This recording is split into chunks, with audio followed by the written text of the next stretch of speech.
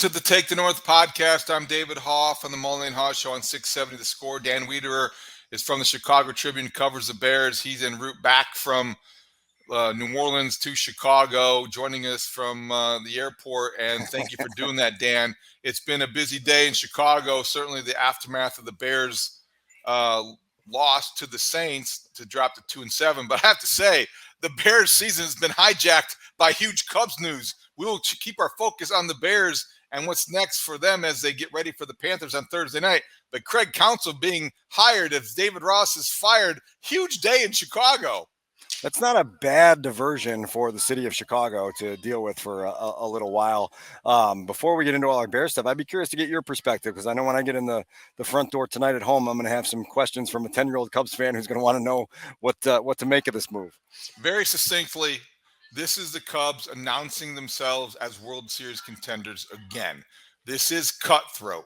This is heartless. This is exactly the way a big market team should act in Major League Baseball today. This is rewarding a manager in Craig Counsell who, after Terry Francona retired, after Dusty Baker walked away, Bruce Bochy still is employed, but Craig Counsell is regarded as maybe the best, if not one of the best managers in Major League Baseball. This is the price of playing poker. You give him a $40 million 5-year contract to come in and to legitimize everything about you. This is an upgrade. So as much as we always will love David Ross, and Cub fans have a special place in their heart for the guy that will help them win in 2016, this was the right move for the future of the Cubs. Interesting perspective. And it's going to be an interesting week to see how this all kind of evolves and where the reaction goes. Meanwhile, here on the old Chicago Bears beat, live from Gate A38 in DFW, it's the same old story, isn't it? Well, it kind of is, Dan, because your trip home from New Orleans via DFW on a Monday afternoon is kind of a great metaphor for this Bears season. Circuitous. Wherever they are headed, it is going to be a circuitous journey back to respectability, back to the playoffs, and hey, maybe one day back to the Super Bowl. And I think that is eventually where we will get with the conversation. But in Chicago on Monday, the day after, I think we're having a hard time getting past the quarterback conversation. I think that when you see Matt Eberflus change the designation for Justin Fields week to week, day to day, I know that on the Mullen and Haugh Show, we spent way too much time with caller interaction, and there seems to be an audience response to Bagent and the turnovers and wanting to give him one more chance. And my contention that, okay, if Justin Fields is healthy and is reasonable to expect that he will be, it's time to give him back the job, to give him an opportunity to play out the stretch and stay healthy if he can, and give him 8 more games to evaluate. What do you think? Yeah, well, I think it's almost like two different conversations, unfortunately, sort of meshing in the same room, because I think that Tyson Bagent's promise and the potential that he's shown in the 3 starts he's made is still legitimate. Obviously, the turnovers yesterday dilute that significantly, and your inability to take care of a game late that was there to be won is something that factors into the conversation. But this was always going to be a season that centered around where Justin Fields took his development. We've talked now for a couple of weeks about making sure we get the clearest picture of that over the last couple months of the season, and that requires Justin getting back on the field as soon as possible, playing in as many games as possible, and giving you the largest body of evidence possible to make your assessment. And so, yes, I do think that if his grip strength is there, if his pain tolerance is there, if his ability to go through walkthrough this week instead of regular practice reps and get himself comfortable again in playing offensive for Chicago Bears is there, he needs to go back out there. I am not ready to close the door on Tyson Bagent, though, because he, in my rewatch on Monday morning, David, you go back through everything through the first 3 quarters and you go, man, there are some high quality quarterback feel moments here. Whether it's the ability to get out and scramble, whether it's the ability to get out with your eyes up and hit a check down, whether it's your ability to have that internal clock that says the ball's got to go here and this is when it's got to get there, and whether it's those throws to start the game, one to Mooney, one to DJ Moore, the see it, rip it throws, those are big league plays by a young quarterback still making his way in this league. Now, look, like the turnovers are unacceptable. They're inexcusable. You can't live with those and you can't look past them. They're going to be part of the conversation. But I didn't see anything Sunday in New Orleans that says, close the book on this kid. He'll never be anything in this league. His ceiling is as a QB2, and that's the end of it.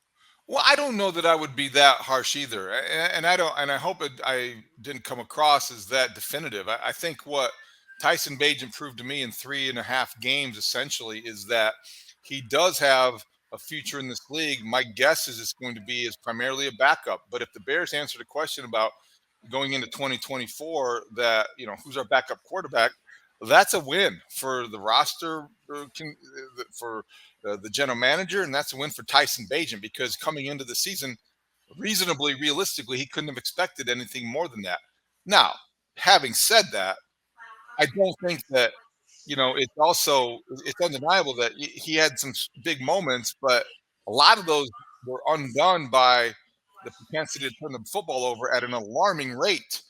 8 turnovers in his stint in 3.5 games. That's an alarming rate only because of how they happened and what they represented. Kind of the clock in his head works when he's in the pocket. He can sense pressure building and breaking down the pocket and all those things. What I don't think the clock in his head is quite calibrated yet is how fast can I get the football to my receiver and how fast can the defensive back close on that route? Because that's where I think the miscalculations have come. Yeah. That was better with experience. But right now, Dan, I think he's a huge risk to go more than 2 or 3 games at a time. And I think that's what he did, and that's okay. No, that's fine. And like, look, like I don't think the Bears are in any urge to get rid of him at season's end. You know what I mean? No, Like, there's something right. here to still keep an eye on, but they've got to answer big picture quarterback questions. I am already fatigued at getting tweets and emails and voice messages about the 2024 NFL draft. It is November 6th, and we are already deep into our prep for which direction they should go with their picks, whether they're 2 top 10 or 2 top 5 or whatever they may be in April. But this is where we are with this franchise here. It's a team that, as you mentioned a minute ago, is 2-7. It's wayward. They have to start answering bigger picture questions. At the same time, you have a coaching staff in place that may be fighting for its job. And so there were some questions asked to Matt Eberflus on Monday about the playing time for rookies like Zach Pickens and Javon Dexter. These are obviously guys that you want to see emerge and develop as younger players that you hope are part of your future. But in the demand to win games now, you kind of have to stick with Andrew Billings and Justin Jones because they keep you in a football game like the one Sunday in New Orleans. And God bless the Bears defense for giving them as many chances as they did Sunday afternoon to be in that football game and to have a chance to overcome another turnover and another mistake. So look, like there's a lot that is married together here in terms of your short-term needs and your big picture view.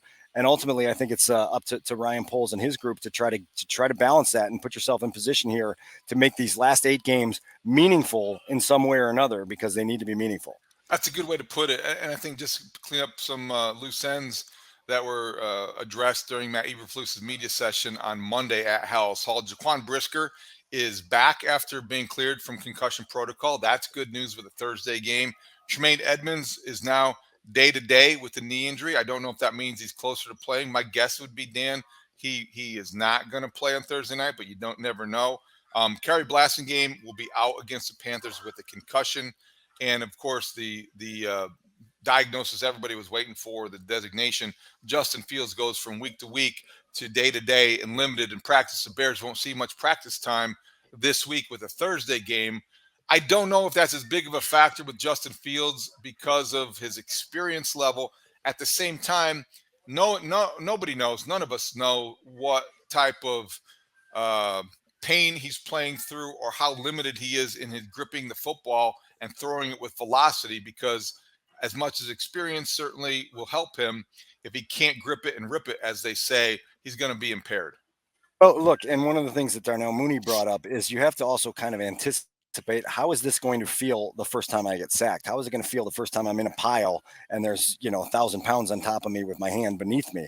So Justin's got to feel that out and understand what his pain tolerance is, what his grip strength and functional strength is, and they have to proceed forward from there. But after we talked on Sunday night, David, I kind of took a little bit of a different thought process on this. And you see Josh Dobbs come into a team where he didn't know teammates' names, had never thrown passes to any of his teammates in practice, had never even been with his linemen to teach them his cadence, go out and score 28 points on the road against a quality defense and get a road victory. Your third-year starter ought to be able to endure a little bit of rust and a little bit of discomfort to try to get your football team going in the right direction. Totally agree with that, only because it is a group he's familiar with, and he's going to be playing at home, and you're going to be playing against a Panther defense that may not have it's full contingent either. They have some injuries that are going to probably make them even more vulnerable, and it's already one of the worst teams in football. So, I mean, I kind of hope he does play, and I understand the limitations, but you also can, you can scheme, you can call a game plan and call plays to kind of keep your quarterback out of harm's way, and he still could be a very dangerous runner. So, let's wait and see. I'm not quite sure. If not, Tyson Bagent will be ready to go.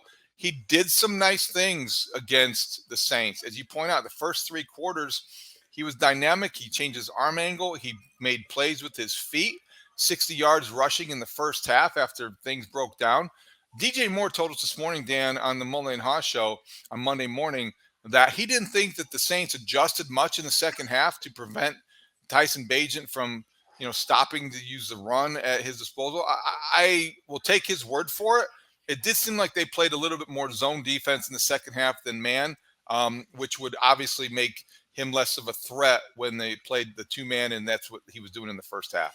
Well, and you just shortened your fourth quarter possessions with the giveaways, and it started with a punt to start the quarter, and then when interception looks like a punt, and then a fumble, and so like those are the things that at that stage of the game, again, it was 17-17 going into that fourth quarter, and this Bears team needs to find a way, as we've been talking about for 2 years, to break through in game on the line moments. They need to have someone be a game changer, someone be an impact playmaker, someone come up with the play. I mean, like, I know you lived 2006 and you know how dire that game in Arizona was on a Monday night. And all of a sudden, a bunch of guys decided we're going to make plays and we're going to put this thing in the right column. And the Bears have so few of those guys on their roster right now, so few of those guys contributing that they have to identify more, and they've got to turn them loose in a way where the results come. The one thing that I did not see addressed, because there was a lot going on, I started to listen to Matt Eberflus, and all of a sudden the Cubs changed the Chicago sports world forever. So I don't know if he fully addressed the question I posed with you on Monday morning on the Mullen and Haugh show as well. It's 3rd and 4, and there's 3 minutes to go in the game. The Bears are trailing 24-17. The ball's at the 8-yard line. They eventually punt on that series, but on the second down play, DJ Moore ran a deep pattern that was incomplete, but he stayed out of the game for 3rd and 4. So you have, at that point in time, very important play. One of the more important ones in the game, because you need to keep the chains moving. There's 3 minutes left, and DJ Moore on the sidelines, your best offensive player, not even an option. Tyler Scott gets the ball, or the intended receiver. That to me is part coaching, all awareness, and it can't happen. Yeah, and it is something we will have to follow up with Luke Getsy about when we get a chance to talk to him in the next day or two, because I do think that it's important to just get some clarity on why at a pivotal moment of a game like that, even after running a deep route, your number one threat isn't part of a pivotal 3rd down like that. Look, like, there's a million things within a game that can swing it, and that's one small example of, okay, are we making too much of that? I don't know. Do they have an explanation for it? Probably, but let's at least get that explanation to have a better understanding of the operation. That's all I want to do is, address it. Now, it can be dangerous to address these kind of things. I can remember, it takes me back to, I think it was 2014 in Foxborough, and it was Brandon Marshall in a similar circumstance. He came out of the game, and he checked out of the game, and I asked him after the game, and that's when he went, that's whack, bro, and he went off on me. So, I mean, different circumstance. They were down by about 35 points at that point. Definitely different. Context is everything, but that's where my head goes. But you have to be very careful asking wide receivers about plays they aren't in the game for. I guess that is the overall lesson. But it's interesting. So I wondered that. The other thing I wondered, as we kind of talk big picture about this week and what happened on Sunday in New Orleans, when Luke Getsy talks, whether it's Tuesday or Wednesday, in the second half, I felt like in the first half, Bagent was really effective moving the pocket and on the move. And then he was making decisions, run, pass, and he would tuck it. And then sometimes he's better throwing on the, when he's on the run. In the second half, I think that he was very stationary, and they almost made it. No, he was getting good protection. That's the good thing, but he was in the pocket. And it was almost like he was in the pocket, and then he was thinking, and then that clock in his head that I referenced earlier wasn't working correctly, and he threw the Bears into peril. And I wonder why they stopped moving the pocket in the second half. Well, yeah, and I do think they moved it in the third quarter some as well. I mean, look, I'm looking at the first through third quarter summary here. He was 15 and 19 for 201 yards, two touchdowns, and a 123.9 rating through three quarters. And so you walk into the fourth quarter of that football game, David, with 352 yards of offense, 17 points, a missed field goal, and opportunities to have a really, really good offensive day. And then in the pivotal moments of the fourth quarter, they just malfunctioned in every way, shape, or form. And so like that's something that has to be a collective responsibility to get that short up and fixed. This team has to at some point figure out how to take these close games and win them. And I don't know what it's going to take. Look, there's a lot that goes into that. It's play calling, it's playmaking, it's execution, it's design, and they've got to take a long, hard look at that and figure out what those answers are. I know you were taking a good hard second look at the game. I wondered what you thought defensively, what might have stood out to me.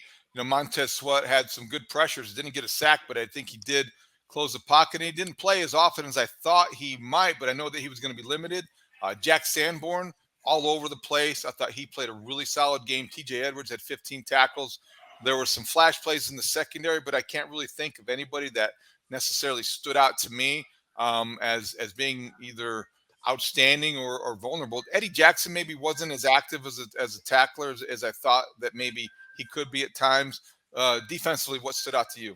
Well, look, I thought Kyler Gordon started the game and played really, really well out of the gates. I thought he made a few plays early, one in run support, another covering Chris Olave on a fade, and looked to be very active and that valuable piece that you want him to be. Now he gets beat a little bit on the Olave touchdown, and that's just a tough cover there Great at that throw. part of the field. A great throw and a good whip route that Chris Olave ran, and sometimes you just come out on the wrong end of those. But I thought he's had a really good stretch here since he came back off of injured reserve, and he shows you what his value in that secondary is. Sanborn was really good. Sweat, I think, ended up playing 41 snaps, David, out of 65, somewhere around that area. And I did think that he was active on the second rewatch, seeing him come from behind the play from the backside to take down Taysom Hill after a 13-yard run. It was a example of that speed and that motor that he has that are going to have to be part of who he is for this defense going forward. You and I have talked now in multiple forums about what he needs to be for the Chicago Bears now.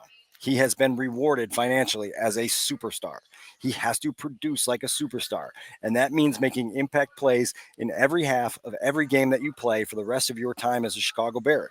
There's no way around that. And I will hold that standard firm and hard and make sure that he lives up to that, because that is what you have been rewarded to be. I thought that Sunday was an encouraging step for a guy that had just gotten here and walked into Halas Hall for the first time on Wednesday afternoon. But going forward, like, you have to understand what they believe you to be. And Ryan Poles has labeled you as a multiplier. He has identified you as a guy who can be a major difference maker for a long time to come. Now comes the opportunity to show that. And again, it has to be every single week, because that's what stars in this league do. And I hope Montez Sweat is up to that challenge. Do you think that Tremaine Edmonds is held or will be held to a similar standard, or the expectations will be similar to what they are for Montez Sweat? Or Montez Sweat, does he have higher expectations because he gave up a draft pick to get him? I mean, I do think that's part of it. I do think that giving up the draft capital identifies you as a have to have guy, right? And have to have guys have to be what you think they are. Because we can go back to the 2017 draft 100 times over and talk about the errors made in the, like, this is the guy and the only guy, and there's no one else that we can live with. And by trading away that high second round pick, you've identified that, look, we didn't want to take our chances in March with whatever we'd have to do somewhere else on the free agent shelf, whether it's going through the draft and using high capital there. We wanted this guy to be the foundation piece of our defense. Now you got to go there. But I will say that to your lead into that question, that Tremaine Edmonds does need to be judged on that level. And I think through the first half of the season, obviously he was part of two takeaways, could have been two interceptions. One of them was deemed a fumble recovery. He needs more of those splash plays. And we've talked about it since the day he signed, that if you're going to invest in a guy to be that part of your defense, he's got to make splash plays. Tremaine Edmonds hasn't done it enough yet. And that's part of the reason this is a 2-7 football team with a lot of, impressive players that aren't doing enough to get the team wins. Before we get to the offensive side of the ball and ask some questions, I want to know, do you think that Jaylon Johnson, when he talks and whatever he says next, do you think that the Montez Sweat contract extension and the guaranteed money to him makes it more or less likely that Jaylon Johnson will go back to the table and negotiate with the Bears this season? Um, in what way would it make him Well, I think okay, you could have hesitant? two reactions. And one is like, okay, look, that's a pretty fair deal. They have a lot of money to spend, and they want to keep players here. And Montez Sweat's going to be here. That's removing the doubt. I want to be here too because if he's there, I'm going to be better, and vice versa. And I like Chicago. Let's go talk. Or boy, I can't believe he just got here. He's been here 5 minutes. He's already got a deal. Why did they show me that respect? Forget it. We're done. I mean, you could go either way if you're acting as um, emotionally as this contract negotiation seems to sometimes have been treated. I mean, you're back and forth, and guys are being honest and candid. I wonder which direction he's leaning toward the most. So we got a chance to talk to Jaylon in the locker room at the Superdome, and one of the things that he said, he asked him directly. I said, "Look, like you said last week, that if Sweat got his extension before you got yours, you might be bothered by it. So what's your reaction?" And he just kind of smiled and said, "I'm happy for him. I'm happy. He's a high quality guy and a good player, and I'm happy he got paid." And so, as a fellow player, I think Jaylon appreciates the reward that Montez Sweat got, and certainly beneath the surface feels a little bit. I don't want to say disrespected, but whatever one level lower than disrespected is, like just feels a little bit agitated by that. I think he wants to see what Slighted. the rest of Yeah. Slighted's a good word. I think he wants to see what the rest of the league thinks of him. He said multiple times in the locker room Sunday, David, that he's just focused on becoming an all-pro dog. That's what he kept saying. And so he truly believes that he can put forth enough of a performance this year to climb his ladder, and establish himself as one of the best corners in the game. I don't think he's going to get to the all-pro level, particularly because 2-7 football teams and mediocre defenses rarely produce all pros at that level. But I am very, very, very. I admire the way Jaylon approaches his craft. I admire the way he goes about his business. I admire his honesty. And now he's got 2 months of season and 3 months off season to figure out what's next. Right. And so it'll be really interesting to see what path this goes down. I think probably at this point, his desire to hit the open market and see what the rest of the league thinks of him is one that is strong, and it's one that is totally justifiable given the way this is played out. All right, let's talk about the Bears offense, specifically the offensive line. Larry Borom finished the game. Braxton Jones did not. My sense is that was just because of a conditioning thing and the 70%, 30% split that they talked about going in. Where's Nate Davis stand in his return? Because I look at the right side of the offensive line and I see Tevin Jenkins, whose grades again were outstanding. And you saw some highlights where he was pancaking people and throwing people around. It was obvious as he has been in a while. And I think he was very good. And Darnell Wright continues to impress at right tackle. So, Dan, I look at the right side and feel pretty good about it. You look at the left side and you wonder how Nate Davis will slide back in, if he slides back in at all when he comes back. Well, Braxton seemed to come through Sunday's game all right. He played 52 of the 68 snaps, which is a pretty good percentage for his first game back off of IR. Obviously, have to see how his neck responds on a short week. Again, like this is a pain tolerance issue for a lot of guys trying to make this quick turnaround from Sunday to Thursday night and trying to get your body back in playing condition so that you can be functional. I think that their offensive line at times, you saw some of the pockets that Tyson Bagent was thrown out of, and you go, man, that's sturdy and it's quiet and it allows a quarterback to go through his reads. I remember one particular throw that I started in relation to Bagent. It's a third read to Robert Tonyan over the middle, but the pocket allowed that to be a third read over the middle. And Tyson got through his reads quickly and he came back and he ripped the throw and he moved the chains. And you go, man, this is what happens when a quarterback can trust what's happening in front of him. So you hope the Bears are moving in the right direction in regards to that. Now it's just a matter of getting as many guys as healthy as possible, playing in continuity for a long period of time. That's going to be really interesting to see. I don't have any updates on Nate Davis and where that high ankle sprain leaves him. And then obviously Tevin has been really good since he's been back. And the key all along, as you and I have said at least a dozen times, is can you play 6, 7, 8, 9, 10 games in a row? Right now, he's playing pretty well. Cole Kmet made that great catch in the end zone. He's been a favorite target of Tyson Bagent's during his 3-game stint. You wonder how that continues. He's having a pretty good run here lately. You look at Darnell Mooney, who had his best game of the season, very familiar territory. He went to college in New Orleans at Tulane. DJ Moore had kind of an uncharacteristically shaky game. I mean, he had the fumble, which was a great play by the defender, and then he had a pass, as he told us on the Mullen Haugh show, that Bagent put exactly one place, only where he could get it, and he didn't come down with it, so that was a difficult spot to be in. But when you look at the passing game, when you look at the return possibly of Fields, now Robert Tonyan might be have to use in the backfield with Blasingame out, concussion protocol. But anything stand out when you watch the second time about either the tight ends or the wide receivers? Well, you mentioned Cole, and as impressive as that first touchdown catch was, and I'm telling you, I told you on the air on Mullen Haugh on Monday morning that was a come halfway out of your seat in the press box type of catch, because it looked like a sure interception, and then all of a sudden it's a Bears touchdown, and Cole's got his baseball bat out and he's swinging for the fences and knocking one deep and doing the home run celebration. I thought the second touchdown catch was almost as impressive because of the way he held his block on a play action concept, and then flung his defender to get free, and then Tyson laid that really nice play action lob to him in the end zone. And that's the type of play that you pay Cole Kmet to make, and he's making them on a regular basis. It's impressive there. I don't get as tied up in the worry about DJ Moore's targets as I might otherwise. When you look at a first half where they put up 250 yards, and if Cairo Santos hits that 40-yard field goal, they have 17 points. And so if you're talking about a 250-yard, 17-point half, you're going, okay, everything's humming here, and the ball's being distributed, and it's being orchestrated well. And Foreman's got 10 carries, and the quarterback's rushed 6 times, and you've spread it around to Mooney and Kmet and DJ Moore, and Darrington Evans gets a check down. And so I'm fine with the flow of that offense, but I do think in big moments that your best receiver better be part of your plan. And we've documented parts of that. I would hope the target volume would go up a little bit, but teams are scheming to make the Bears beat them in different ways. And if you can beat them in different ways, ultimately they're going to have to loosen those things up. There's going to be fewer opportunities for Cole Kmet, fewer opportunities for Darnell Mooney, and more for DJ Moore. And so I'm okay with kind of the give and take of that cat and mouse game as the Bears go forward, trying to find their rhythm, because they've been pretty good in terms of getting into some rhythms here over the last month and a half.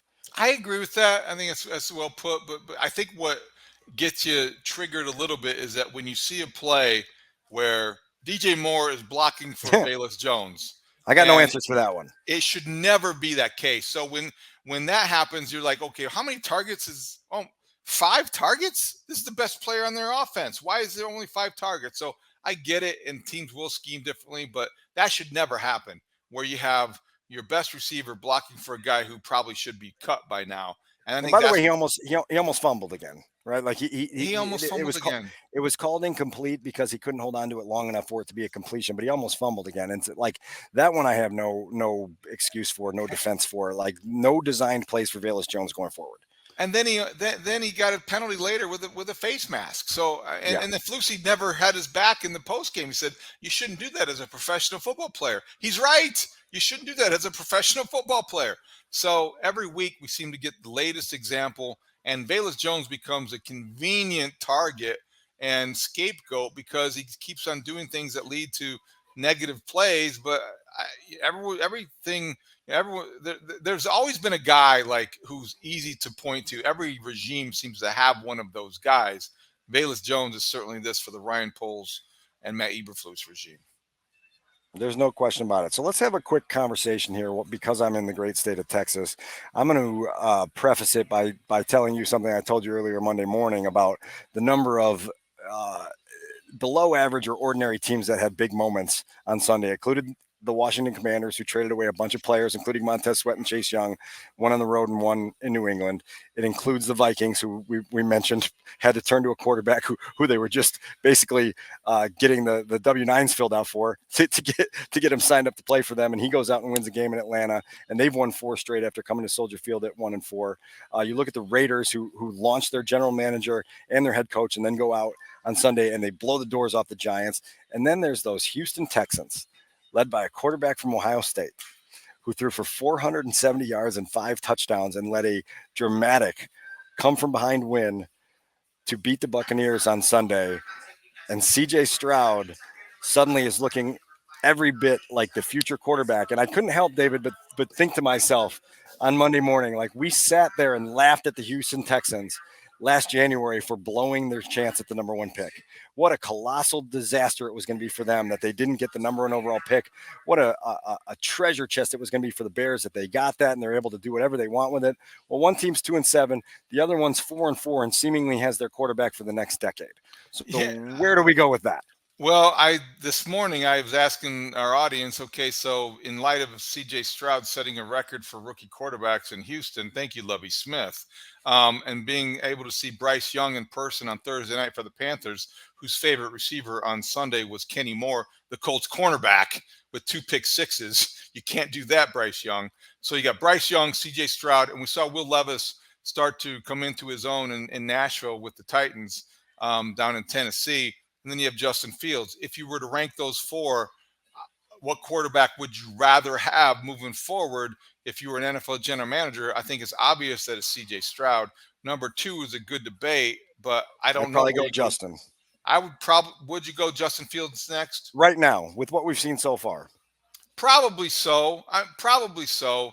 And then somewhere between, Bryce Young and then Levis, I would think. I think that's probably the fairest assessment, but I'm with you. CJ Stroud is better than I thought he would be earlier than he's so poised. That's the thing, and accurate. He's poised and accurate. Can you imagine what Chicago would be like if they had a quarterback throw for 470, 5 touchdowns, and throw a game-winning touchdown pass in the final minute in a come-from-behind win, and how gaga they would go over that quarterback? And the reason I bring this up is because this harkens back to last offseason, and Ryan Poles saying very directly that he'd have to be blown away by someone in the quarterback class to steer off of Justin Fields. And we agreed that it was probably right that Justin had earned his opportunity to see it through and show year 3 development that pointed the Bears in one direction or another. But one of the things that always stifled me about the timing of the trade the Bears made, even though they said that their evaluation of the quarterback class was pretty much complete, when you make that trade in March, you cut short your process. Right? You don't bring all these quarterbacks into your campus for visits. You don't go do all the private workouts for them. You don't attend their pro day because you're not in the market for a quarterback anymore. And given what we saw with not doing the comprehensive process in 2017 with the quarterback class in a way that might have informed your judgment better, was this a new regime making a similar mistake of okay, we're going to take our trade here and we're going to do this, but at the same time, we didn't necessarily do all the homework and research on the quarterback class that we might have otherwise wanted to fully, just convince ourselves, okay, that CJ Stroud isn't going to blow us away. That right. Will Levis isn't going to blow us away. Right. And they'll have to live with that. If CJ Stroud goes on to make the playoffs in 5 of the next 8 years and continues to throw for 400 plus yards and 4 touchdowns plus, they're going to have some regret, I think, about not seeing that research out a little more deeply. Yeah, that's well put. I'm a little disappointed, I guess, in myself for not having pushed that idea more last off season before the draft. I have to say, I think I was duped by the idea that the Bears would go into the offseason and see what they did with Justin Fields and tailor an entire offense around that skill set and try to take the unorthodox path to the Super Bowl or the unorthodox path back to the playoffs. What they did was the opposite. They said, well, we know what we did in the 6-game sample size and we reconfigured our offense, but we're going to go back and we're going to try to make him into something we want him to be to fit our scheme. And I do think that there was more square peg round hole type of process that we saw early in the season, which led to Justin Fields maybe complaining about being too methodical or robotic and coaching and all those things.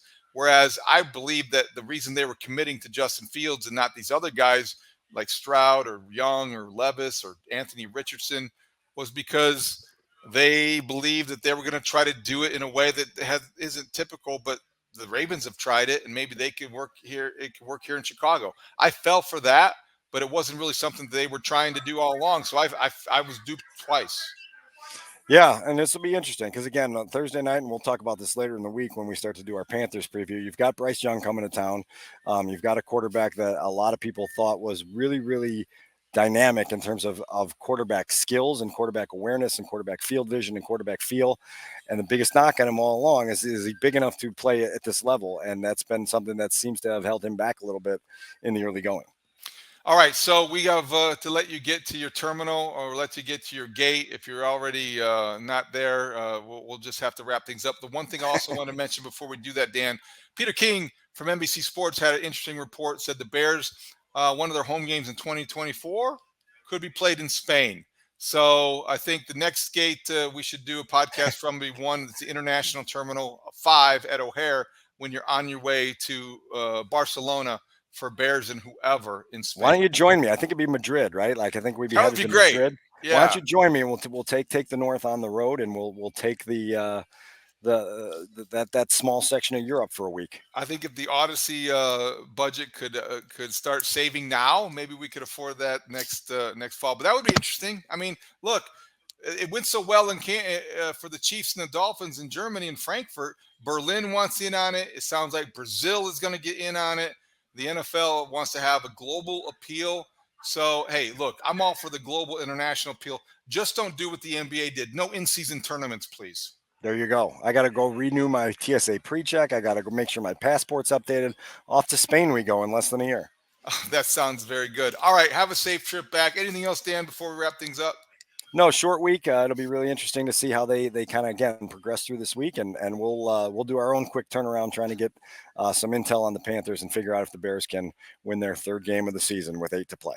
And we'll drop this Tuesday morning. We'll drop another one Thursday morning with our predictions and the numbers game, and we'll keep you posted as developments continue with the Bears. And hey, if the Cubs hire anybody else or if they sign Ohtani, we may have an emergency podcast just for our Take the North audience. Amen. That would be a lot of fun. All right, for Dan Wiederer and Adam Studzinski, I'm David Haugh. Thank you for listening to the Take the North podcast on your free Odyssey app or wherever you get your podcasts. You can watch us on 670 Scores YouTube page. We will talk to you next time. Thanks for listening. Great talk. See you out there.